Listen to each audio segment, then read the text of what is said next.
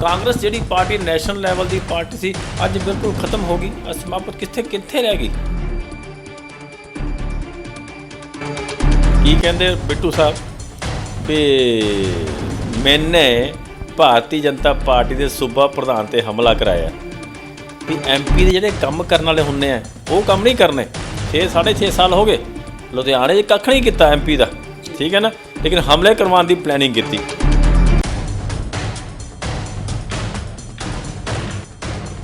Bharatiya Janata party ਇੱਕ ਆਪਣੇ ਵਿਚਾਰਾਂ ਤੇ ਪਹਿਰਾ ਦੇਣ ਵਾਲੀ ਪਾਰਟੀ ਹੈ। ਜਿਸ ਦਿਨ ਤੋਂ ਅਸੀਂ ਹੋਂਦ 'ਚ ਆਏ ਹਾਂ, ਜਨਸੰਘ ਤੋਂ ਲੈ ਕੇ ਹੁਣ ਤੱਕ ਜੋ ਮੁੱਦੇ ਸਾਡੇ ਪਹਿਲਾਂ ਸੀ, ਸਾਡੇ ਮੁੱਦੇ ਉਹੀ ਹੈ। ਵਾਹਿਗੁਰੂ ਜੀ ਕਾ ਖਾਲਸਾ, ਵਾਹਿਗੁਰੂ ਜੀ ਕੀ ਫਤਿਹ। ਮੈਂ ਗੁਰਿੰਦਰਪਾਲ ਸਿੰਘ ਗਰੇਵਾਲ ਅੱਜ ਦੀਵਾਲੀ ਅਤੇ ਗੁਰਪੁਰਬ ਦੇ ਸ਼ੁਭ ਮੌਕੇ ਤੇ ਦੇਸ਼ਾਂ ਵਿਦੇਸ਼ਾਂ ਵਿੱਚ ਬੈਠੇ ਸਾਰੇ ਪੰਜਾਬੀਆਂ ਨੂੰ ਲੱਖ ਲੱਖ ਮੁਬਾਰਕਬਾਦ ਦਿੰਦਾ ਹਾਂ ਅਤੇ ਲੋਕਾਂ ਨੂੰ ਅਪੀਲ ਕਰਦਾ ਹਾਂ ਕਿ ਦੀਵਾਲੀ ਦੇ ਮੌਕੇ ਤੇ ਪਟਾਕਿਆਂ ਦੀ ਘੱਟ ਵਰਤੋਂ ਕੀਤੀ ਜਾਵੇ, ਜਿਸ ਨਾਲ ਵਾਤਾਵਰਨ ਨੂੰ ਸਾਫ਼ ਸੁਥਰਾ ਰੱਖਿਆ ਜਾਵੇ। ਵਾਹਿਗੁਰੂ ਜੀ ਕਾ ਖਾਲਸਾ, ਵਾਹਿਗੁਰੂ ਜੀ ਕੀ ਫਤਿਹ। मैं कौस्तुभ दादा, सीनियर एक्टिविस्ट पंजाब बीजेपी। मैं विनीतपाल सिंह मोंगा, पंजाब सूबा सकੱਤਰ प्रधानमंत्री जन कल्याणकारी योजना प्रचार प्रसार अभियान भाजपा। ਸਾਡੇ ਵੱਲੋਂ ਪੂਰੇ ਦੇਸ਼ ਵਾਸੀਆਂ ਨੂੰ, ਪੰਜਾਬ ਵਾਸੀਆਂ ਨੂੰ ਅਤੇ ਲੁਧਿਆਣਾ ਵਾਸੀਆਂ ਨੂੰ ਦੀਵਾਲੀ ਅਤੇ ਬੰਦੀ ਛੋੜ ਦਿਵਸ ਦੀਆਂ ਲੱਖ ਲੱਖ ਵਧਾਈਆਂ। ਸਾਰਿਆਂ ਨੂੰ ਹੀ ਹੱਥ ਬੰਨ੍ਹ ਕੇ ਅਪੀਲ ਹੈ ਕਿ ਤੁਸੀਂ ਸੇਫ ਦੀਵਾਲੀ ਮਨਾਓ, ਈਕੋ ਫ੍ਰੈਂਡਲੀ ਦੀਵਾਲੀ ਮਨਾਓ ਅਤੇ ਸਵੱਛਤਾ ਦਾ ਧਿਆਨ ਰੱਖੋ। ਪ੍ਰਾਈਮੋ ਤੇ ਦੇਖ ਰਹੇ ਸਾਰੇ ਦਰਸ਼ਕਾਂ ਦਾ ਬਹੁਤ ਬਹੁਤ ਸਵਾਗਤ ਹੈ ਜੀ। ਮੈਂ ਇੰਦਰਪਾਲ ਸਿੰਘ ਧੁੰਨਾ। ਬਿਹਾਰ ਚੋਣਾਂ ਦੇ ਕੱਲ੍ਹ ਨਤੀਜੇ ਆ ਚੁੱਕੇ ਨੇ ਅਤੇ ਉੱਥੇ 125 ਸੀਟਾਂ ਨਾਲ NDA ਗਠਬੰਧਨ ਦੀ ਜਿਹੜੀ ਸਰਕਾਰ ਹੈ ਉਹ ਬਣਨ ਜਾ ਰਹੀ ਹੈ, ਤਾਂ ਦੂਜੇ ਪਾਸੇ ਜਿਹੜਾ ਮਹਾਗਠਬੰਧਨ ਸੀ ਉਹਨੂੰ 110 ਸੀਟਾਂ ਮਿਲੀਆਂ ਨੇ। ਸੋ BJP ਦਾ ਇਹ ਕਹਿਣਾ ਜਿਹੜੀ ਜਿੱਤ ਸਾਨੂੰ ਬਿਹਾਰ ਦੇ ਵਿੱਚੋਂ ਪ੍ਰਾਪਤ ਹੋਈ ਹੈ, ਉਸੇ ਜਿੱਤ ਦਾ ਪ੍ਰਚੰਡ ਅਸੀਂ ਹੁਣ ਪੱਛਮ ਬੰਗਾਲ ਤੇ ਉਸ ਤੋਂ ਬਾਅਦ ਆਉਂਦੀਆਂ 2022 ਦੀਆਂ ਵਿਧਾਨ ਸਭਾ ਪੰਜਾਬ ਦੀਆਂ, ਉਹਦੇ ਵਿੱਚ ਜਿਹੜਾ ਝੰਡਾ ਲਹਿਰਾਵਾਂਗੇ। ਸਾਡੇ ਨਾਲ ਪੰਜਾਬ ਭਾਜਪਾ ਦੇ ਮੀਤ ਪ੍ਰਧਾਨ ਪ੍ਰਵੀਨ ਬਾਂਸਲ ਨੇ, ਜਿਹੜੇ ਵੱਖ-ਵੱਖ ਮੁੱਦੇ 'ਤੇ ਆਪਣੇ ਵਿਚਾਰ ਰੱਖਦੇ ਰਹਿੰਦੇ ਨੇ। ਉਹਨਾਂ ਨਾਲ ਗੱਲਬਾਤ ਕਰਾਂਗੇ ਵੀ ਬਿਹਾਰ ਦੀ ਜਿੱਤ ਬਾਰੇ ਉਹਨਾਂ ਦਾ ਕੀ ਕਹਿਣਾ ਅਤੇ ਉਸ ਜਿੱਤ ਦਾ ਪੰਜਾਬ ਦੀ ਰਾਜਨੀਤੀ 'ਤੇ ਕੀ ਅਸਰ ਪਏਗਾ। ਬਹੁਤ ਬਹੁਤ ਸਵਾਗਤ ਹੈ। ਸਤਿ ਸ਼੍ਰੀ ਅਕਾਲ ਬਾਂਸਲ ਸਾਹਿਬ। ਸਤਿ ਸ਼੍ਰੀ ਅਕਾਲ ਜੀ। ਬਾਂਸਲ ਸਾਹਿਬ, ਸਵਾਲ ਇਹੀ ਹੈ, ਜਿੱਤ ਹੋ ਚੁੱਕੀ ਹੈ, 125 ਸੀਟਾਂ ਆ ਚੁੱਕੀਆਂ ਨੇ, ਕਿਵੇਂ ਦੇਖਦੇ ਹੋ ਸਾਰੀ ਇਸ ਰਣਨੀਤੀ ਨੂੰ, ਬਿਹਾਰ ਦੀ ਚੋਣਾਂ ਦੀ ਨੂੰ? ਦੇਖੋ, ਭਾਰਤੀ ਜਨਤਾ ਪਾਰਟੀ ਇੱਕ ਆਪਣੇ ਵਿਚਾਰਾਂ ਤੇ ਪਹਿਰਾ ਦੇਣ ਵਾਲੀ ਪਾਰਟੀ ਹੈ ਜੀ। ਜਿਸ ਦਿਨ ਤੋਂ ਅਸੀਂ ਹੋਂਦ 'ਚ ਆਏ ਹਾਂ, ਜਨਸੰਘ ਤੋਂ ਲੈ ਕੇ ਹੁਣ ਤੱਕ ਜੋ ਮੁੱਦੇ ਸਾਡੇ ਪਹਿਲਾਂ ਸੀ, ਸਾਡੇ ਮੁੱਦੇ ਉਹੀ ਹੈ। ਜਨਰਲੀ ਜਿੰਨਾ ਵੀ ਸਾਡੀ ਵਰਕਿੰਗ ਹੁੰਦੀ ਹੈ, ਸਾਡਾ ਸੋਚ ਹੁੰਦੀ ਹੈ, ਸਾਡੀ ਜੋ ਵੀ ਸੰਗਠਨਾਤਮਕ ਤੌਰ 'ਤੇ ਵੀ ਅਸੀਂ ਕੰਮ ਕਰਦੇ ਹਾਂ, ਅਸੀਂ ਨੇਸ਼ਨ ਓਰੀਐਂਟਡ ਕਰਦੇ ਹਾਂ। ਸਾਡਾ ਐਸਾ ਨਹੀਂ ਹੈ ਦੂਜੀਆਂ ਪਾਰਟੀਆਂ ਵਾਂਗੂ ਬਿਹਾਰ 'ਚ ਜਾ ਕੇ ਸਾਡਾ ਹੋਰ ਏਜੰਡਾ ਹੈ, ਪੰਜਾਬ 'ਚ ਜਾ ਕੇ ਸਾਡਾ ਹੋਰ ਏਜੰਡਾ ਹੈ, ਦਿੱਲੀ ਜਾ ਕੇ ਅਸੀਂ ਹੋਰ ਕੁਝ ਕਹਿੰਦੇ ਹਾਂ, ਪੰਜਾਬ 'ਚ ਜਾ ਕੇ ਅਸੀਂ ਹੋਰ ਕੁਝ ਕਹਿੰਦੇ ਹਾਂ। ਸਾਡਾ ਐਸਾ ਨਹੀਂ ਹੈ। ਸੋ ਅਸੀਂ ਉਸ ਵਿਚਾਰਾਂ ਨਾਲ ਬੰਧਦੇ ਹੋਏ ਦੇਸ਼ ਲਈ ਕੀ ਜ਼ਰੂਰੀ ਹੈ, ਅਸੀਂ ਉਹੋ ਜਿਹੇ ਸਟੈਪ ਲੈਂਦੇ ਰਹੇ ਹਾਂ। ਜਨਰਲੀ ਪਾਰਟੀਆਂ ਵੋਟਾਂ ਦੀ ਰਾਜਨੀਤੀ ਕਰਦੇ ਹਾਂ। ਦੇਖੋ, ਅਸੀਂ ਜਦ ਕੇਂਦਰ 'ਚ ਆਏ, ਅਸੀਂ ਨੋਟਬੰਦੀ ਦਾ ਅਸੀਂ ਸਟੈਪ ਲਿੱਤਾ ਔਰ ਸਿਟੀਜ਼ਨ ਅਮੈਂਡਮੈਂਟ ਐਕਟ ਅਸੀਂ ਲਾਗੂ ਕੀਤਾ, 370 ਧਾਰਾ ਤੋੜੀ। ਸੋ ਇਹ ਸਾਰੇ ਮੁੱਦਿਆਂ ਤੋਂ ਬਾਅਦ ਦੇਸ਼ ਦੇ ਅੰਦਰ ਜੋ ਲੋਕ ਦੇਸ਼ ਦੇ ਖਿਲਾਫ ਜਿਹੜੇ ਲੋਕ ਸਾਜ਼ਿਸ਼ਾਂ ਰਚਦੇ ਆ, ਉਹ ਲੋਕ ਕਹਿੰਦੇ ਸੀ ਜੀ ਭਾਰਤੀ ਜਨਤਾ ਪਾਰਟੀ ਨੇ ਇਸ ਤਰ੍ਹਾਂ ਕਰਤਾ, ਇਸ ਤਰ੍ਹਾਂ ਕਰਤਾ, ਹੁਣ ਐਤਕੀ ਭਾਰਤੀ ਜਨਤਾ ਪਾਰਟੀ ਦਾ ਨੁਕਸਾਨ ਹੋਏਗਾ, ਹੁਣ ਇਸ ਤੋਂ ਹਾਰ ਜਾਣਗੇ, ਇਸ ਤਰ੍ਹਾਂ ਦੇ ਉਹ ਪ੍ਰਚਾਰ ਕਰਦੇ ਸੀ, ਉਹ ਕੂ ਪ੍ਰਚਾਰ ਕਰਦੇ ਸੀ। ਲੇਕਿਨ ਸਾਨੂੰ ਆਪਣੀ ਵਰਕਿੰਗ 'ਤੇ ਪਤਾ ਸੀ। ਸਾਡੇ ਸਟੈਪ ਸਖਤ ਹੋ ਸਕਦੇ ਆ, ਸਾਡੇ ਸਟੈਪ ਕੌੜੇ ਹੋ ਸਕਦੇ ਆ, ਪਰ ਸਾਡੇ ਸਟੈਪ ਜਨਤਾ ਦੇ ਲਈ ਅਤੇ ਦੇਸ਼ ਦੇ ਲਈ ਵਧੀਆ ਹੁੰਦੇ ਆ। ਜਿਸ ਤਰ੍ਹਾਂ ਉਹ ਕਹਿੰਦੇ ਆ, ਸਿਆਣੇ ਦਾ ਕਿਹਾ, ਔਲੇ ਦਾ ਖਾਇਆ, ਪਿੱਛੋਂ ਸਵਾਦ ਪਾਇਆ। ਸੋ ਸਾਡਾ ਸਟੈਪ ਉਹੀ ਰਹੇ ਆ। ਸੋ ਅੱਜ ਦੇਸ਼ ਦੀ ਜਨਤਾ ਨੇ ਬਿਹਾਰ 'ਚ ਅਸੀਂ ਹੁਣ ਤੀਸਰੀ ਵਾਰ, ਦੇਖੋ ਤੀਸਰੀ ਵਾਰ ਇਸ ਤਰ੍ਹਾਂ ਅਸੀਂ ਜਿੱਤਣਾ ਅਤੇ ਕੋਈ ਛੋਟੀ ਗੱਲ ਨਹੀਂ ਹੈ। ਔਰ ਇਹ ਚੀਜ਼ ਵੀ ਹਿੰਦੁਸਤਾਨ ਦੀ ਰਾਜਨੀਤਿਕ 'ਚ ਜੇ ਕਿਸੇ ਨੂੰ ਲਿਆਉਣ ਦਾ ਕ੍ਰੈਡਿਟ ਜਾਂਦਾ ਤਾਂ ਉਹ ਭਾਰਤੀ ਜਨਤਾ ਪਾਰਟੀ ਨੂੰ ਜਾਂਦਾ। ਵਿਕਾਸ ਦਾ ਮੁੱਦਾ ਚੋਣਾਂ 'ਚ ਜਿਹੜੇ ਲੈ ਕੇ ਆਉਂਦੇ ਹਾਂ, ਅਸੀਂ ਗੁਜਰਾਤ ਤੋਂ ਅਸੀਂ ਸਟਾਰਟ ਕੀਤਾ ਸੀਗਾ। ਸੋ ਉਹ ਅੱਜ ਲੋਕਾਂ ਨੇ ਉਹਨੂੰ ਅਪਰੂਵ ਕੀਤਾ। ਅੱਜ ਬਿਹਾਰ ਦੇ ਅੰਦਰ ਅਸੀਂ ਜਿੱਤ ਪ੍ਰਾਪਤ ਕਰਕੇ ਜਿਹੜੀ ਹੈਗੀ ਹੈ ਉਸ ਚੀਜ਼ ਨੂੰ ਜਨਤਾ ਨੇ ਮੋਹਰ ਲਗਾਈ ਹੈ ਵੀ ਸਾਡੇ ਕੰਮਾਂ ਨੂੰ ਉਹਨਾਂ ਨੇ ਐਂਡੋਰਸ ਕੀਤਾ। ਸੋ ਬਾਂਸਲ ਸਾਹਿਬ ਚਲੋ ਭਾਵਾਂ ਕਿ ਜਿੱਤ ਪ੍ਰਾਪਤ ਹੋ ਗਈ ਹੈ, ਜਿੱਤ ਵੱਡੀ ਛੋਟੀ ਦੀ ਅਸੀਂ ਗੱਲ ਨਹੀਂ ਕਰਾਂਗੇ, ਪਰ ਇੱਕ ਨੰਬਰਿੰਗ ਤਾਂ ਹੁੰਦੀ ਹੈ ਨਾ।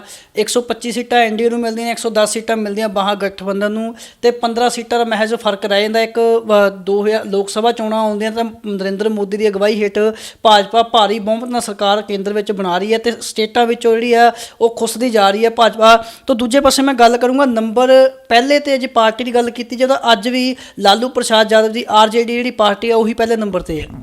ਨਹੀਂ, ਤੁਸੀਂ ਨਾਲ ਹੈ ਨਾ ਜੀ, ਤੁਸੀਂ ਪਹਿਲੇ ਦੂਜੇ ਦੀ ਅਸੀਂ ਗਠਬੰਧਨ 'ਚ ਲੜਦੇ ਆ, ਤੇ ਉਹ ਗਠਬੰਧਨ ਦੀ ਅਸੀਂ ਸਰਕਾਰ ਬਣਾਈ ਹੈ। ਅਸੀਂ ਗਠਬੰਧਨ ਦਾ ਧਰਮ ਵੀ ਨਾਲ ਮੰਨਦੇ ਹਾਂ ਅਸੀਂ। ਔਰ ਤੁਸੀਂ ਦੇਖੋ ਅਸੀਂ ਮੈਕਸਿਮਮ ਜਿਹੜੀ ਹੈਗੀਆਂ ਤੁਸੀਂ ਨੀਤੀਸ਼ ਜੀ ਲੜੇ ਆ, ਅਸੀਂ ਲੜੇ ਆ ਗਠਬੰਧਨ ਦੀ। ਜਿੱਥੇ ਸਰਕਾਰ ਬਣੀ ਉਸ ਦੇ ਨਾਲ ਭਾਰਤੀ ਜਨਤਾ ਪਾਰਟੀ ਉੱਭਰ ਕੇ ਆਈ ਹੈ। ਅਸੀਂ ਸਭ ਤੋਂ ਘੱਟ ਸੀਟਾਂ ਲੜ ਕੇ ਅਸੀਂ ਵੱਧ ਰਿਜ਼ਲਟ ਜਿਹੜੇ ਅਸੀਂ ਦਿੱਤੇ ਆ। ਸੋ ਉਹ ਸਰਕਾਰ ਬਣੀ ਹੈ। ਇਸ 'ਚ ਤੁਸੀਂ ਸਮਝਦੇ ਹੋ ਵੀ ਤੇਜਸਵੀ ਜਿਹੜਾ ਹੈਗਾ ਉਹਨੂੰ ਤੁਸੀਂ ਪਹਿਲੇ ਨੰਬਰ 'ਤੇ ਅਸੀਂ ਨਹੀਂ ਕਾਊਂਟ ਕਰ ਸਕਦੇ। ਕਾਂਗਰਸ ਜਿਹੜੀ ਪਾਰਟੀ ਨੈਸ਼ਨਲ ਲੈਵਲ ਦੀ ਪਾਰਟੀ ਸੀ ਅੱਜ ਬਿਲਕੁਲ ਖਤਮ ਹੋ ਗਈ, ਸਮਾਪਤ ਕਿੱਥੇ ਰਹਿ ਗਈ। ਤੇ ਨੈਸ਼ਨਲ ਲੈਵਲ ਪਾਰਟੀਆਂ ਖਤਮ ਹੋ ਗਈਆਂ। ਠੀਕ ਹੈ, ਜਿਹੜੀ ਰੀਜਨਲ ਪਾਰਟੀਆਂ ਕਿਤੇ ਨਾ ਕਿਤੇ ਇਹਨਾਂ ਦਾ ਜਿਹੜਾ ਹੋਲਡ ਸੀਗਾ ਉਹ ਠੀਕ ਹੈ, ਉਹ ਨਜ਼ਰ ਆ ਰਿਹਾ। ਪਰ ਜਿਸ ਟਾਈਮ ਲੋਕ ਹੌਲੀ ਜਿਸ ਟਾਈਮ ਦੇਸ਼ ਦੇ ਮੁੱਦਿਆਂ ਕਨੀ ਦੇਖਦੇ ਆ ਤਾਂ ਉਹਦੀ ਡਾਈਵਰਸ਼ਨ ਹੋ ਰਹੀ ਹੈ ਜਨਤਾ ਦੀ। ਕਾਂਗਰਸ ਦੀ ਆਪਾਂ ਗੱਲ ਕੀਤੀ ਜਾਵੇ, ਕਾਂਗਰਸ ਲੜੀ ਸੀ 70 ਸੀਟਾਂ ਲੜੀ ਸੀ ਤੇ ਮਹਿਜ਼ 20 ਸੀਟਾਂ ਆਈਆਂ ਨੇ, 50 ਸੀਟਾਂ ਦਾ ਸਿੱਧਾ ਫਰਕ ਪਿਆ। ਸੋ ਉਸੇ ਤਰ੍ਹਾਂ ਜਿਹੜੀ ਬੀਜੇਪੀ ਆ ਉਹ 121 ਸੀਟਾਂ ਦੇ ਇਲੈਕਸ਼ਨ ਲੜੀ ਸੀ ਤੇ 45 ਤੋਂ 50 ਸੀਟਾਂ ਦਾ ਫਰਕ ਤਾਂ ਭਾਜਪਾ ਨੂੰ ਵੀ ਉੱਥੇ ਪਿਆ ਵਾ ਜੀ। ਨਹੀਂ, ਅਸੀਂ ਜਿੱਤੇ ਕਿੰਨੇ 121 ਦੀ 74 ਜਿੱਤ ਰਹੇ ਉਹੀ। ਹਾਂਜੀ, ਕਿੰਨਾ ਨਾ ਤੁਸੀਂ ਦੇਖੋ ਕਾਂਗਰਸ ਐਸੀ ਪਾਰਟੀ ਰਹੀ ਹੈ ਜਿਹੜੀ ਦੇਸ਼ ਦੀ ਆਜ਼ਾਦੀ ਤੋਂ ਬਾਅਦ, ਵੈਸੇ ਤਾਂ ਗਾਂਧੀ ਜੀ ਨੇ ਕਿਹਾ ਸੀ ਇਹ ਪਾਰਟੀ ਤੋੜ ਦਿਓ, ਉਹ ਕਾਂਗਰਸ ਨਹੀਂ ਹੈ, ਪਰ ਫਿਰ ਵੀ ਉਹਨਾਂ ਦਾ ਨਾਮ ਵਰਤਦੇ ਰਹੇ ਔਰ ਅੱਜ ਖਤਮ ਹੋਣ ਦੇ ਕਗਾਰ ਤੇ ਹੈ। ਠੀਕ ਹੈ ਨਾ। ਲੇਕਿਨ ਭਾਰਤੀ ਜਨਤਾ ਪਾਰਟੀ ਦੀ ਸ਼ੁਰੂਆਤ ਕਿੱਥੋਂ ਸੀਗੀ? 202 ਤੋਂ। ਠੀਕ ਹੈ, ਉਹ ਸਾਡੀ ਦਿੱਲੀ ਸਰਕਾਰ ਹੁੰਦੀ ਸੀਗੀ, ਇੱਕੋ ਸਾਡੇ ਕੋਲ ਪ੍ਰਦੇਸ਼ ਹੁੰਦਾ ਸੀਗਾ। ਅਸੀਂ 2 ਤੋਂ ਚਲਦੇ ਅੱਜ ਅਸੀਂ 303 ਤੇ ਪਹੁੰਚੇ ਹਾਂ। ਅੱਜ ਅਸੀਂ ਦਿੱਲੀ ਸਾਡੇ ਕੋਲ ਹੈ, ਅੱਜ ਸਾਡੇ ਕੋਲ ਹਰਿਆਣਾ ਹੈਗਾ, ਤੇ ਅੱਜ ਸਾਡੇ ਕੋਲ ਹਿਮਾਚਲ ਹੈਗਾ, ਅਸਾਮ ਹੈਗਾ ਔਰ MP ਹੈਗਾ। ਤਾਂ ਆਉਣ ਵਾਲੇ ਟਾਈਮ 'ਚ ਬੰਗਾਲ ਵੀ ਹੋਏਗਾ, ਪੰਜਾਬ ਵੀ ਹੋਏਗਾ। ਤਾਂ ਅਸੀਂ ਡੇ ਬਾਏ ਡੇ ਅਸੀਂ ਇੰਪਰੂਵ ਕਰ ਰਹੇ ਹਾਂ ਜੀ। ਪਰ ਪ੍ਰੂਵ ਉਸ ਤਰੀਕੇ ਨਾਲ ਨਹੀਂ ਨਾ ਹੋ ਰਿਹਾ ਬਾਂਸਲ ਸਾਹਿਬ। ਇੱਕ ਮੈਂ ਦੁਬਾਰਾ ਫਿਰ ਉਹੀ ਕਹੂੰਗਾ, ਇੱਕ ਪਾਸੇ ਪ੍ਰਚੰਡ ਬਹੁਮਤ ਮਿਲਦੀ ਆ ਮੋਦੀ ਸਾਹਿਬ ਨੂੰ, ਸੋ ਮੱਧ ਪ੍ਰਦੇਸ਼ ਵਿੱਚ ਸਰਕਾਰ ਬਣਦੀ ਆ, ਉਹ ਤੋੜ ਕੇ ਨਵੀਂ ਸਰਕਾਰ ਕ੍ਰੀਏਟ ਕੀਤੀ ਜਾਂਦੀ ਆ। ਕਰਨਾਟਕਾ 'ਚ ਕਾਂਗਰਸ ਦੀ ਸਰਕਾਰ ਬਣਦੀ ਆ, ਉਹ ਤੋੜ ਕੇ ਨਵੀਂ ਸਰਕਾਰ ਕ੍ਰੀਏਟ ਕੀਤੀ ਜਾਂਦੀ ਹੈ। ਹਰਿਆਣੇ ਵਿੱਚ ਤੁਸੀਂ JJP ਦੇ ਅਗੇਂਸਟ ਲੜਦੇ ਹੋ, ਰਿਜ਼ਲਟ ਤੋਂ ਬਾਅਦ ਦੋਨੇ ਫਿਰ ਇਕੱਠੇ ਹੋ ਜਾਂਦੇ ਹੋ। ਸੋ ਉਹ ਚੀਜ਼ ਜਿਹੜੀ ਲੋਕ ਸਭਾ ਵਿੱਚ ਨਜ਼ਰ ਆਉਂਦੀ ਆ, ਉਹ ਚੀਜ਼ ਵਿਧਾਨ ਸਭਾ ਲੈਵਲ ਤੇ ਸੂਬਾ ਪੱਧਰ ਤੇ ਕਿਤੇ ਨਜ਼ਰ ਨਹੀਂ ਆ ਰਹੀ BJP ਦੀ। ਨਹੀਂ, ਤੁਸੀਂ ਇਸ ਤਰ੍ਹਾਂ ਕਹੇ ਤੋੜ ਕੇ ਦਾ ਮਤਲਬ ਤੁਹਾਡਾ ਕਿ ਅਸੀਂ ਨਹੀਂ ਬਿਲਕੁਲ ਤੋੜਦੇ, ਉਹ ਟੁੱਟਣ ਨੂੰ ਤਿਆਰ ਬੈਠੇ ਯਾਰ, ਉਹਨਾਂ ਦੀ ਗਲਤੀ ਹੈ, ਉਹ ਆਪਣਾ ਘਰ ਸੰਭਾਲਣ। ਹੁਣ ਕੋਈ ਬੰਦਾ, ਕੋਈ ਲੀਡਰ ਸਾਡੇ ਵਿਚਾਰਾਂ ਤੋਂ ਪ੍ਰਭਾਵਿਤ ਹੋ ਕੇ, ਸਾਡੇ ਕੰਮ ਤੋਂ ਪ੍ਰਭਾਵਿਤ ਹੋ ਕੇ ਜੇ ਸਾਡੇ 'ਚ ਆਂਦਾ ਤੇ ਜੇ ਸਾਡੀ ਵਿਚਾਰਧਾਰਾ ਤੇ ਚੱਲਣ ਨੂੰ ਤਿਆਰ ਹੈ ਤੇ ਇਸ 'ਚ ਕੀ ਬੁਰੀ ਗੱਲ ਹੈ? ਉਹ ਆਏ, ਅਸੀਂ ਉਸੇ ਇਹ ਤਾਂ ਹੋਵੇ ਨਾ ਸਾਡੇ 'ਚ ਕੁਛ ਕੋਈ ਨੇ ਸ਼ਾਮਲ ਕੀਤਾ, ਅਸੀਂ ਆਪਣਾ ਏਜੰਡਾ ਬਦਲਿਆ, ਅਸੀਂ ਆਪਣੀ ਵਿਚਾਰਧਾਰਾ ਬਦਲੀ। ਭਾਰਤੀ ਜਨਤਾ ਪਾਰਟੀ ਉਸੇ ਵਿਚਾਰਧਾਰਾ 'ਤੇ ਕੰਮ ਕਰ ਰਹੀ ਹੈ, ਉਹ ਆਏ ਤੇ ਸਰਕਾਰ ਬਣ ਗਈ। ਸਾਡੇ ਵੱਲੋਂ ਐਸੀ ਕੋਈ ਐਫਰਟ ਨਹੀਂ ਹੁੰਦੀ। ਲੋਕਤੰਤਰ ਦੇਸ਼ ਜੇ ਸਹੀ ਕੋਈ ਲੋਕਤੰਤਰ 'ਤੇ ਕੰਮ ਕਰਦਾ ਹੈ ਤਾਂ ਭਾਰਤੀ ਜਨਤਾ ਪਾਰਟੀ ਕਰਦੀ ਹੈ। ਸੰਗਠਨ ਦੇ ਅੰਦਰ ਵੀ ਲੋਕਾਂ ਦਾ ਪਰਿਵਾਰਵਾਦ, ਭਾਈ ਵੀ, ਜਵਾਈ ਵੀ, ਤਾਈ ਵੀ, ਭੈਣ ਵੀ, ਮਾਸੀ ਵੀ, ਸਾਰੇ, ਤੇ ਸਾਡਾ ਕਿੱਥੇ ਹੈ? ਅਸੀਂ ਤਾਂ ਦੇਸ਼ ਦੇ ਅੰਦਰ ਵੀ ਔਰ ਸੰਗਠਨ ਦੇ ਅੰਦਰ ਵੀ ਲੋਕਤੰਤਰ ਦੀ ਰੱਖਿਆ ਕਰਦੇ ਹੋਏ ਕੰਮ ਕਰ ਰਹੇ ਹਾਂ। ਜਿੱਥੇ ਤੁਸੀਂ ਗੱਲ ਕੀਤੀ ਹੈ ਵੀ ਪ੍ਰਦੇਸ਼ਾਂ 'ਚ ਸਾਡੀ ਸਰਕਾਰਾਂ ਬਣ ਰਹੀਆਂ, ਹੁਣ ਕਿਤੇ 2 ਸੀਟਾਂ ਘੱਟ ਗਈਆਂ, ਕਿਤੇ 2 ਸੀਟਾਂ ਵੱਧ ਗਈਆਂ। ਅੱਜ ਪੂਰੇ ਹਿੰਦੁਸਤਾਨ 'ਚ ਚਾਹੇ MP ਦਾ ਲੈ ਲਓ, ਗੁਜਰਾਤ ਦਾ ਲੈ ਲਓ, ਜਿੱਥੇ ਵੀ ਬਾਈ ਇਲੈਕਸ਼ਨ ਹੋਇਆ ਤੇ ਕਰੀਬ 40 ਅਸੀਂ ਸੀਟਾਂ ਜਿੱਤੇ ਹਾਂ। ਤੇ ਤੁਸੀਂ ਉਹਦੀ ਗੱਲ ਕਰੋ ਨਾ, ਤੁਸੀਂ ਉਹ 10-11 ਸੀਟਾਂ ਛੱਡ ਕੇ ਬਾਕੀ ਸਾਰੇ ਸੀਟਾਂ ਅਸੀਂ ਜਿੱਤੀਆਂ। ਆਪਾਂ ਪੰਜਾਬ ਜੋ ਇੱਥੇ ਪੰਜਾਬ ਦੀ ਗੱਲ ਕਰਦੇ ਹਾਂ, ਪੰਜਾਬ 'ਚ 2017 ਵਿੱਚ ਹੋਇਆ ਜਾਂ 2019 ਵਿੱਚ ਹੋਇਆ, ਸਾਰੇ ਰਿਜ਼ਲਟ ਸਾਰਾ ਸਾਹਮਣੇ ਆ। ਤੁਸੀਂ ਜੇ ਬਾਈ ਇਲੈਕਸ਼ਨ ਦੀ ਗੱਲ ਕਰੀਏ, ਸਾਡਾ ਗਵਾਂਢੀ ਸੂਬਾ ਹਰਿਆਣਾ ਵਾ, ਉੱਥੇ 1 ਸੀਟ ਸੀ, ਉੱਥੇ ਸਰਕਾਰ ਤੁਹਾਡੀ ਆ ਤੇ ਉੱਥੇ ਫਿਰ ਵੀ ਕਾਂਗਰਸ ਪਾਰਟੀ ਜਿੱਤ ਗਈ ਜੀ। ਗਵਾਂਢੀ ਸੂਬੇ ਦੀ ਗੱਲ ਕਰ ਰਿਹਾ ਮੈਂ। ਠੀਕ ਹੈ, 1 ਜਿੱਤ ਗਈ, ਤੁਸੀਂ 1 ਹਾਰ ਗਈ, ਜਿੱਤਣ ਦੀ ਗੱਲ ਕਰੋ ਨਾ, ਤੁਸੀਂ ਪਰਸੈਂਟੇਜ ਲਾਓ, ਤੁਸੀਂ ਸੀਟ ਇਨ ਟੋਟੈਲਿਟੀ ਤੁਸੀਂ ਦੇਖੋ। ਠੀਕ ਹੈ, ਨੋ ਡਾਊਟ ਅਸੀਂ 1 ਸੀਟ ਹਾਰੀ, ਜਿੱਥੇ ਤੱਕ ਪੰਜਾਬ ਦੀ ਆ। ਪੰਜਾਬ 'ਚ 2022 'ਚ ਸਾਡਾ ਚੀਫ ਮਿਨਿਸਟਰ ਬਣੇਗਾ। ਸੋ ਹਾਂ, ਬਾਂਸਲ ਸਾਹਿਬ ਕਿਸਾਨ ਜਥੇਬੰਦੀਆਂ ਜਿਹੜੀਆਂ ਹੈਗੀਆਂ ਨੇ ਉਹ ਪ੍ਰਦਰਸ਼ਨ ਕਰਦੀਆਂ ਨੇ। ਸੋ ਕਿਤੇ ਗੱਲ ਤੁਰਦੀ ਨਹੀਂ ਪਈ ਹੈਗੀ। ਤੇ ਕੱਲ ਰਵਨੀਤ ਬਿੱਟੂ ਬੈਠੇ ਸੀ, ਉਹਨਾਂ ਨੇ ਪ੍ਰੈਸ ਕਾਨਫਰੰਸ ਕੀਤੀ, ਉਹਨਾਂ ਨੇ ਇਹ ਕਿਹਾ ਵਾ ਵੀ ਹਰਦੀਪ ਪੁਰੀ ਤੇ ਤਰੁਣ ਚੁੱਗ ਨੇ ਜਿਹੜੇ ਉਹਨਾਂ ਵਾਸਤੇ ਕੋਈ ਸ਼ਬਦ ਯੂਜ਼ ਕੀਤੇ, ਮੈਂ ਨਹੀਂ ਯੂਜ਼ ਕਰੂੰਗਾ, ਵੀ ਉਹ ਜਿਹੜੀ ਗੱਲ ਵਾ ਕਿਸਾਨਾਂ ਦੀ ਉਹ ਕੇਂਦਰ ਤੱਕ ਪਹੁੰਚਦੀ ਕਰ ਨਹੀਂ ਪਾਉਂਦੇ। ਜਦੋਂ ਗੱਲ ਤੁਰਦੀ ਆ ਉਹ ਪਹਿਲਾਂ ਜਾ ਕੇ ਆਪਣੇ ਲੀਡਰਾਂ ਦੇ ਕੰਨਾਂ 'ਚ ਫੂਕ ਮਾਰਦੇ ਨੇ, ਜਿਸ ਕਰਕੇ ਜਿਹੜੀ ਆ ਉਹ ਗਲਤ ਫਹਿਮੀਆਂ ਜਿਹੜੀਆਂ ਕ੍ਰੀਏਟ ਹੁੰਦੀਆਂ ਨੇ। ਦੇਖੋ, ਤੁਸੀਂ ਰਵਨੀਤ ਸਿੰਘ ਬਿੱਟੂ ਦੀ ਗੱਲ ਕੀਤੀ, ਇਹ ਸਾਡੇ ਦੇਸ਼ ਦੇ ਲੋਕਤੰਤਰ ਦੀ ਖੂਬਸੂਰਤੀ ਵੀ ਹੈ ਜੀ, ਤੇ ਕਿਤੇ ਨਾ ਕਿਤੇ ਇਹ ਕਮੀਆਂ ਵੀ ਹੈ ਵੀ ਐਸੇ ਲੋਕ ਮੈਂਬਰ ਪਾਰਲੀਮੈਂਟ ਬਣ ਜਾਂਦੇ ਆ। ਕੀ ਕਹਿੰਦੇ ਬਿੱਟੂ ਸਾਹਿਬ ਵੀ ਮੈਨੇ ਭਾਰਤੀ ਜਨਤਾ ਪਾਰਟੀ ਦੇ ਸੂਬਾ ਪ੍ਰਧਾਨ ਤੇ ਹਮਲਾ ਕਰਾਇਆ ਵੀ ਐਮਪੀ ਦੇ ਜਿਹੜੇ ਕੰਮ ਕਰਨ ਵਾਲੇ ਹੁੰਦੇ ਆ ਉਹ ਕੰਮ ਨਹੀਂ ਕਰਨੇ। 6.5 ਸਾਲ ਹੋ ਗਏ, ਲੁਧਿਆਣੇ 'ਚ ਕੱਖ ਨਹੀਂ ਕੀਤਾ ਐਮਪੀ ਦਾ, ਠੀਕ ਹੈ ਨਾ, ਲੇਕਿਨ ਹਮਲੇ ਕਰਵਾਉਣ ਦੀ ਪਲੈਨਿੰਗ ਕੀਤੀ। ਦੂਸਰਾ, ਉਹਨਾਂ ਨੇ ਸਰਦਾਰ ਹਰਦੀਪ ਸਿੰਘ ਪੁਰੀ ਨੂੰ ਜਾਲੀ ਸਿੱਖ ਕਿਹਾ, ਠੀਕ ਹੈ ਨਾ। ਉਹ ਆਪਣੇ ਅੰਦਰ ਝਾਕੀ ਮਾਰਨ ਨਾ, ਜਿਸ ਪਾਰਟੀ ਨੂੰ ਲੀਡ ਕਰਦੇ ਜਿੱਥੇ ਮੱਥਾ ਟੇਕਣ ਜਾਂਦੇ ਉਹਨੂੰ ਝਾਤੀ ਮਾਰਨਾ ਵੀ ਅਸਲੀ ਕੀ ਆ ਉਹ। ਉਹਨਾਂ ਨੇ ਇਹ ਗੱਲ ਕਹਿ ਕੇ ਕਿਤੇ ਨਾ ਕਿਤੇ ਜੋ ਸਾਜ਼ਿਸ਼ ਕੈਪਟਨ ਸਾਹਿਬ ਪੰਜਾਬ ਦਾ ਮਾਹੌਲ ਖਰਾਬ ਕਰਨ ਦੀ ਰਚ ਰਹੇ ਆ, ਉਹਨੂੰ ਹਵਾ ਦੇਣ ਦੀ ਉਹਨੇ ਕੋਸ਼ਿਸ਼ ਕੀਤੀ। ਇੱਕ ਨਵਾਂ ਮੁੱਦਾ ਉਛਾਲਣ ਦੀ ਕੋਸ਼ਿਸ਼ ਕੀਤੀ ਉਹਨੇ, ਔਰ ਜਿਹੜੇ ਗਲਤ ਅਨਸਰ ਹੈ, ਜਿਹੜੇ ਸ਼ਰਾਰਤੀ ਅਨਸਰ ਹੈ, ਉਹਨਾਂ ਨੂੰ ਪ੍ਰਵੋਕ ਕੀਤਾ। ਦੇਖੋ, ਉਹਨਾਂ ਦੀ ਪ੍ਰਵੋਕੇਸ਼ਨ ਦਾ ਅਸਰ ਹੀ ਹੈ ਵੀ ਉਸ ਦਿਨ ਤੋਂ ਬਾਅਦ ਭਾਰਤੀ ਜਨਤਾ ਪਾਰਟੀ ਦੇ ਨੇਤਾਵਾਂ ਤੇ ਉਹਨਾਂ ਤੇ ਹਮਲੇ ਜਿਹੜੇ ਹੈਗੇ ਆ ਉਹ ਵਧੇ ਆ। ਇਹ ਇਹਨਾਂ ਦੀ ਇੱਕ ਸੋਚੀ ਸਮਝੀ ਸਾਜ਼ਿਸ਼ ਹੈ, ਔਰ ਬਿੱਟੂ ਜੀ ਉਸ 'ਤੇ ਕੰਮ ਕਰ ਰਹੇ ਆ। ਔਰ ਉਹਨਾਂ ਦੇ ਬਿਆਨਾਂ ਨੂੰ ਮੈਂ ਸਮਝਦਾ ਸਰਕਾਰ ਨੂੰ ਲਾਅ ਐਂਡ ਆਰਡਰ ਮੇਨਟੇਨ ਕਰਨ ਵਾਸਤੇ ਇਹੋ ਜਿਹੇ ਬੰਦਿਆਂ 'ਤੇ ਨਕੇਲ ਪਾਉਣੀ ਚਾਹੀਦੀ ਹੈ। ਸੋ ਗੱਲ ਰਵਨੀਤ ਬਿੱਟੂ ਦੀ ਚਲੋ ਹੋ ਗਈ ਹੈ, ਪਰ ਇੱਕ ਗੱਲ ਇਹ ਵੀ ਤੁਰਦੀ ਹੈ ਨਾ, ਜਿਹੜੇ ਬੀਜੇਪੀ ਦੇ ਲੀਡਰ ਨੇ, ਜਿਹੜੇ ਨਰੋਲ ਕਾਂਗਰਸ ਜਿੱਥੇ ਕਿਸਾਨਾਂ ਦੇ ਧਰਨੇ ਲੱਗੇ ਨੇ ਉੱਥੇ ਵੀ ਜਾ ਨਹੀਂ ਪਾ ਰਹੇ। ਉੱਥੇ ਕਿਸਾਨਾਂ ਵੱਲੋਂ ਪ੍ਰੋਟੈਸਟ ਕੀਤਾ ਜਾ ਰਿਹਾ ਵਾ, ਬੀਜੇਪੀ ਦੇ ਖਿਲਾਫ ਵੀ, ਕਾਂਗਰਸ ਪਾਰਟੀ ਦੇ ਖਿਲਾਫ ਵੀ, ਸਾਰੀਆਂ ਪਾਰਟੀਆਂ ਖਿਲਾਫ ਕੀਤਾ ਜਾ ਰਿਹਾ। ਜੇ ਬੀਜੇਪੀ ਨੇ ਸੱਚਮੁੱਚ ਇਹਨਾਂ ਦੇ ਸਮਰਥਨ 'ਚ ਕੰਮ ਕੀਤਾ ਤਾਂ ਬੀਜੇਪੀ ਦਾ ਵਿਰੋਧ ਕਿਉਂ ਹੋ ਰਿਹਾ ਵਾ? ਦੇਖੋ, ਇਹ ਨਾ ਇੱਕ ਪਲੈਨਡ ਇੱਕ ਫੈਬਰੀਕੇਟਡ ਇੱਕ ਗੇਮ ਚੱਲ ਰਹੀ ਹੈ। ਤੇ ਉਹ ਸਾਡੇ ਕੇਂਦਰੀ ਮੰਤਰੀ ਆਦਰਨੀ ਪਿਊਸ਼ ਗੋਇਲ ਜੀ ਨੇ ਵੀ ਕਿਹਾ, ਸਾਡੇ ਕ੍ਰਿਸ਼ੀ ਮੰਤਰੀ ਨਰਿੰਦਰ ਤੋਮਰ ਜੀ ਨੇ ਵੀ ਕਿਹਾ ਵੀ ਅਸੀਂ ਕਿਸਾਨਾਂ ਨਾਲ ਬੈਠਣ ਨੂੰ ਤਿਆਰ ਹਾਂ। ਤੁਸੀਂ ਸਾਡੇ ਕੇਂਦਰ ਤੋਂ ਲੈ ਕੇ ਲੋਕਲ ਲੈਵਲ ਤੱਕ ਕਿਸੇ ਵੀ ਨੇਤਾ ਦੇ ਬਿਆਨ ਸੁਣ ਲਓ, ਹਰ ਇੱਕ ਬੰਦਾ ਹਰ ਤਰ੍ਹਾਂ ਦੀ ਕੋਸ਼ਿਸ਼ ਕਰ ਰਿਹਾ। ਮਿੱਤਲ ਸਾਹਿਬ ਕੋਸ਼ਿਸ਼ ਕਰ ਰਹੇ ਆ, ਜਾਨੀ ਜੀ ਕੋਸ਼ਿਸ਼ ਕਰ ਰਹੇ, ਸਾਡੇ ਅਸ਼ਵਨੀ ਸ਼ਰਮਾ ਜੀ ਦਿਨ ਰਾਤ ਪ੍ਰਵਾਸ ਕਰ ਰਹੇ ਆ। ਅਸੀਂ ਜਾ ਰਹੇ ਇਹਨਾਂ ਕੋਲੇ, ਇਹਨਾਂ ਗੱਲਾਂ ਬਾਤ ਕਰ ਰਹੇ ਹਾਂ, ਅਸੀਂ ਕਨਵਿੰਸ ਕਰਨ ਦੀ ਕੋਸ਼ਿਸ਼ ਕਰ ਰਹੇ ਹਾਂ। ਦੇਖੋ, ਕਿਸਾਨ ਹੁਣ ਤੱਕ ਆਤਮ ਹੱਤਿਆ ਕਰਦਾ ਰਿਹਾ, ਕਿਸਾਨ ਤਰੱਕੀ ਨਹੀਂ ਕਰ ਸਕਦਾ ਰਿਹਾ।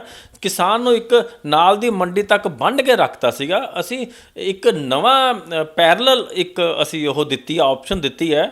ਸੋ ਹੁਣ ਉਹ ਪੰਜਾਬ ਦੀ ਰਾਜਨੀਤੀ 'ਤੇ ਜਿਹੜੇ ਲੋਕ ਕਿਸਾਨਾਂ ਦਾ ਜਿਨ੍ਹਾਂ ਦੇ ਪ੍ਰਭਾਵ ਸੀ, ਉਹ ਉਸ ਪ੍ਰਭਾਵ ਦਾ ਮਿਸਯੂਜ਼ ਕਰ ਰਹੇ ਆ।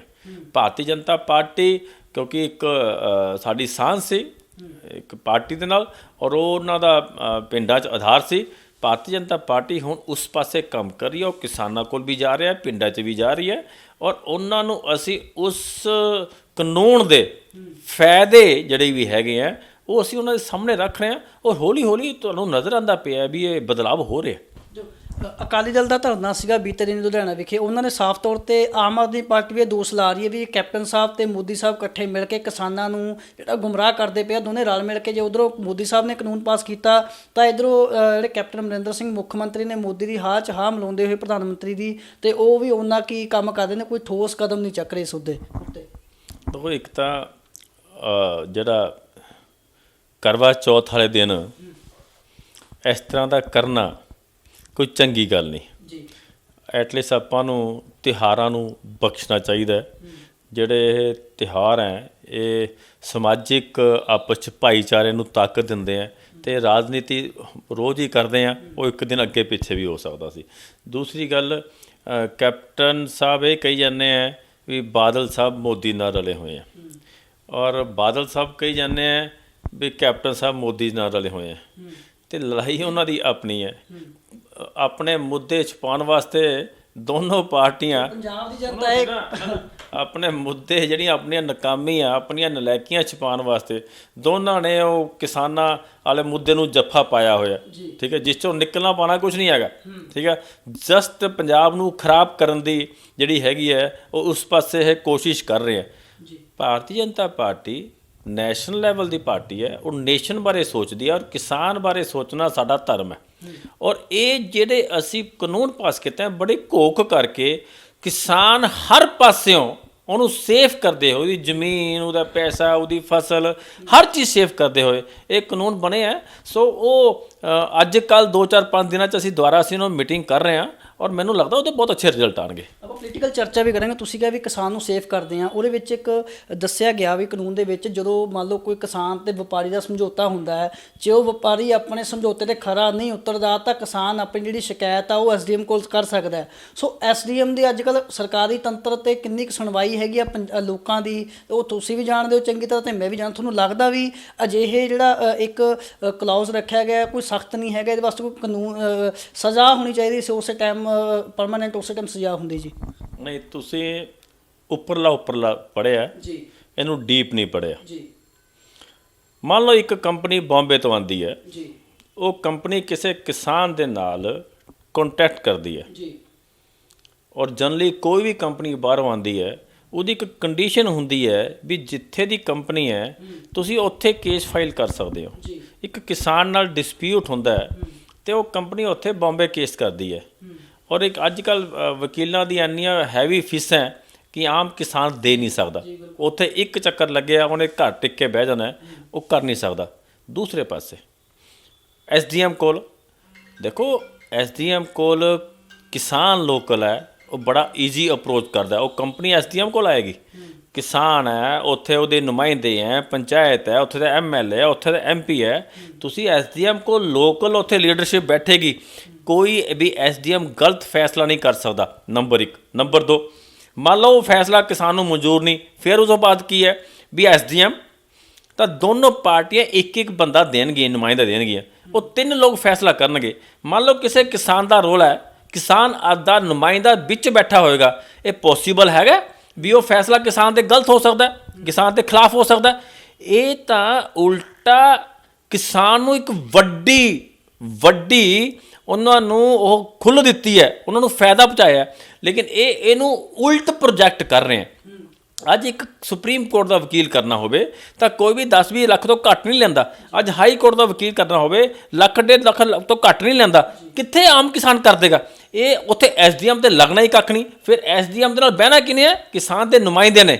ਸੋ ਇਹ ਤਾਂ ਉਲਟਾ ਫਾਇਦੇਮੰਦ ਹੈ, ਲੇਕਿਨ ਉਹ ਜਾਣ ਕੇ ਉਹਨੂੰ ਗਲਤ ਤਰੀਕੇ ਨਾਲ ਪ੍ਰੋਜੈਕਟ ਕਰ ਰਹੇ ਹੈ। ਸੋ ਆਪਾਂ ਗੱਲ ਕਰਦੇ, ਤੁਸੀਂ ਕਿਹਾ ਪੇਂਡੂ ਰਾਜਨੀਤੀ ਕਰਦਾ, ਇੱਕ ਦਲ ਦੀ ਗੱਲ ਕੀਤੀ ਆ, ਅਕਾਲੀ ਦਲ ਦੀ ਤੁਸੀਂ ਗੱਲ ਕੀਤੀ ਆ, ਸਿੱਧੇ ਢੰਗ ਨਾਲ ਨਾਮ ਨਹੀਂ ਲਿਆ। ਸੋ ਅਕਾਲੀ ਦਲ ਵੱਖ ਹੋ ਚੁੱਕਿਆ ਤੁਹਾਡੇ ਨਾਲੋਂ, BJP ਅਲੱਗ ਹੋ ਚੁੱਕੀ ਹੈ। ਇੱਕ ਸਾਂਝ ਸੀਗੀ, ਮੈਂ ਕਹਿ ਸਕਦਾ ਹਾਂ, ਗੁਰੇਜ਼ ਨਹੀਂ ਕਹੂੰਗਾ, ਹਿੰਦੂ ਸਿੱਖ ਭਾਈਚਾਰੇ ਦੀ ਇੱਕ ਸਾਂਝ ਸੀਗੀ, ਵੋਟਾਂ ਦੀ ਸਾਂਝ ਸੀਗੀ ਇੱਕ, ਉਹ ਵੋਟਾਂ ਦੀ ਸਾਂਝ ਟੁੱਟ ਚੁੱਕੀ ਆ। ਕਿ BJP ਪਿੰਡਾਂ ਵਿੱਚ ਆਪਣੇ ਆਪ ਨੂੰ ਉਸ ਆਧਾਰ 'ਤੇ ਖੜਾ ਕਰ ਸਕੇਗੀ ਦੁਬਾਰਾ?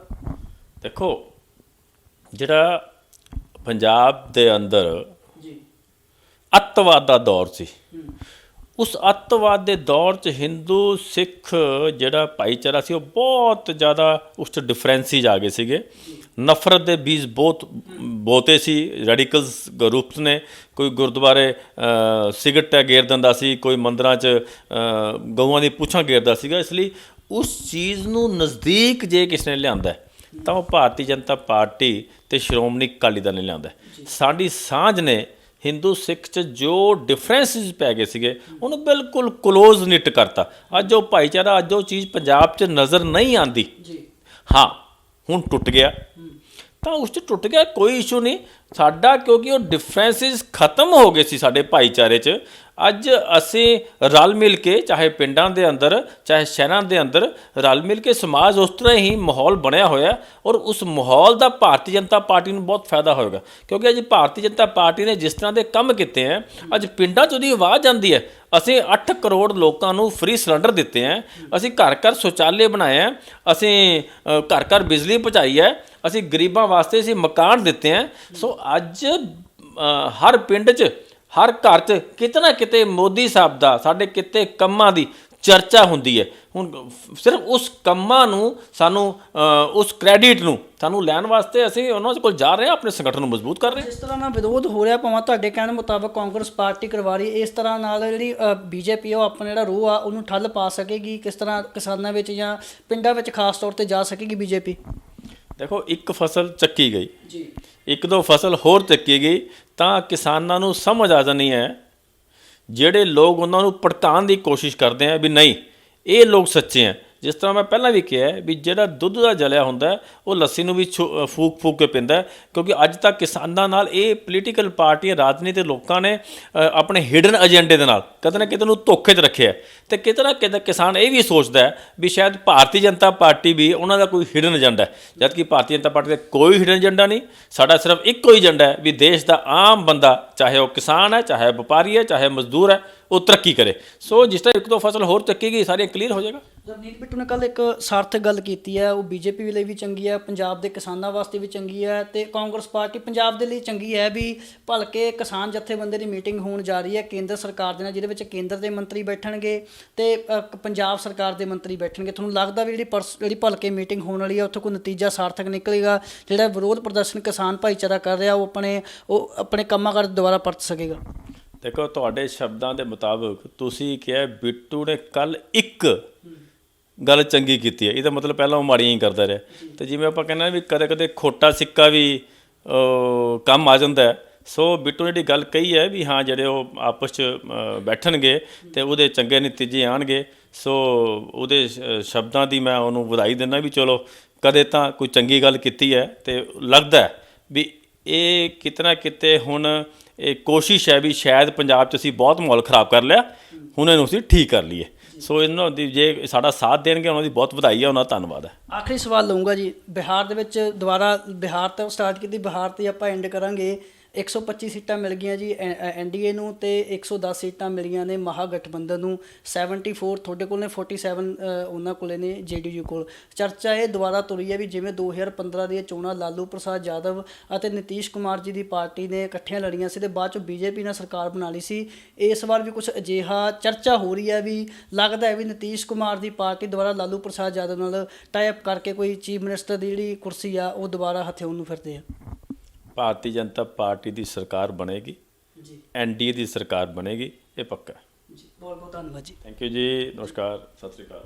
ਇਹ ਸਨ ਪ੍ਰਵੀਨ ਬਾਂਸਲ, ਜਿਨ੍ਹਾਂ ਨੇ ਖੁੱਲ੍ਹੇ ਤੌਰ 'ਤੇ ਕਿਹਾ ਵੀ ਜਿਹੜੀ ਬਿਹਾਰ ਦੇ ਵਿੱਚ ਚੋਣ ਦੀ ਜਿੱਤ ਹੋਈ ਹੈ ਉਹ ਨਰਿੰਦਰ ਮੋਦੀ ਪ੍ਰਧਾਨ ਮੰਤਰੀ, ਉਹਨਾਂ ਦੀ ਜਿਹੜੀ ਸਕੀਮਾਂ ਨੇ, ਜੋ ਯੋਜਨਾਵਾਂ ਨੇ, ਜੋ ਉਹਨਾਂ ਦੀਆਂ ਨੀਤੀਆਂ ਨੇ, ਰਾਸ਼ਟਰਵਾਦ ਨੂੰ ਲੈ ਕੇ ਜੋ ਨੀਤੀਆਂ ਨੇ, ਉਹਨਾਂ ਨੀਤੀਆਂ ਦੀ ਜਿੱਤ ਹੋਈ ਹੈ। ਸੋ ਜਿੱਥੋਂ ਤੱਕ ਕਿਸਾਨ ਅੰਦੋਲਨ ਦੀ ਗੱਲ ਹੈ, BJP ਦੇ ਵਾਰ-ਵਾਰ ਉਹੀ ਸਵਾਲ ਆ ਰਹੇ ਨੇ ਵੀ ਜਿਹੜਾ ਕਿਸਾਨ ਅੰਦੋਲਨ ਹੈ ਉਹਨੂੰ ਕਿਤੇ ਨਾ ਕਿਤੇ ਕਾਂਗਰਸ ਪਾਰਟੀ ਹੈ ਉਹ ਭੜਕਾਉਣ ਦੀ ਕੋਸ਼ਿਸ਼ ਕਰ ਰਹੀ ਹੈ, ਸਹੀ ਤਰੀਕੇ ਨਾਲ ਕਿਸਾਨਾਂ ਨੂੰ ਨਹੀਂ ਦੱਸਿਆ ਜਾ ਰਿਹਾ। ਰਵਨੀਤ ਬਿੱਟੂ ਦੇ ਸਵਾਲਾਂ 'ਤੇ ਵੀ ਜਵਾਬ ਉਹਨਾਂ ਨੇ ਬੇਬਾਕੀ ਨੇ ਦਿੱਤਾ ਵੀ ਰਵਨੀਤ ਬਿੱਟੂ ਨੂੰ ਸਮਝਣਾ ਚਾਹੀਦਾ ਵੀ ਜਿਹੜਾ ਉਹਨਾਂ ਵੱਲੋਂ ਬਿਆਨ ਦਿੱਤਾ ਗਿਆ ਸੀ, ਜਿਹੜਾ ਹਮਲਾ ਕੀਤਾ ਵਾ ਵੀ ਮੇਰੇ ਤੇ ਪਰਚਾ ਦਰਜ ਕੀਤਾ, ਉਹ 'ਤੇ ਵੀ ਇਤਰਾਜ਼ ਜਤਾਇਆ ਪ੍ਰਵੀਨ ਬਾਂਸਲ ਦੇ। ਸੋ ਜਿੱਥੋਂ ਤੱਕ ਅਕਾਲੀ ਭਾਜਪਾ ਦਾ ਗੱਠਜੋੜ ਟੁੱਟਣ ਦੀ ਗੱਲ ਹੈ, ਸੋ ਜਿਹੜਾ ਭਵਿੱਖ 'ਚ ਅਸਰ ਪਏਗਾ ਉਹਦਾ BJP ਤੇ ਅਕਾਲੀ ਦਲ ਦੀ ਰਾਜਨੀਤੀ 'ਤੇ, ਸੋ ਉਹ ਤੋਂ ਪ੍ਰਵੀਨ ਬਾਂਸਲ ਨੇ ਇਨਕਾਰ ਕੀਤਾ ਤੇ ਇਹ ਦਾਅਵਾ ਕੀਤਾ ਵੀ ਉਹ 2022 ਦੇ ਵਿੱਚ ਸਰਕਾਰ ਪੰਜਾਬ ਦੇ ਵਿੱਚ ਜ਼ਰੂਰ ਬਣਾਉਣਗੇ। ਮੈਂ ਇੰਦਰਪਾਲ ਸਿੰਘ ਧੁੰਨਾ, ਕੈਮਰਾਮੈਨ ਹੈਰੀ ਨਾਲ, ਵੇਖਦੇ ਰਹੋ ਪ੍ਰਾਈਮੋ ਦੇ। ਸਤਿ ਸ਼੍ਰੀ ਅਕਾਲ।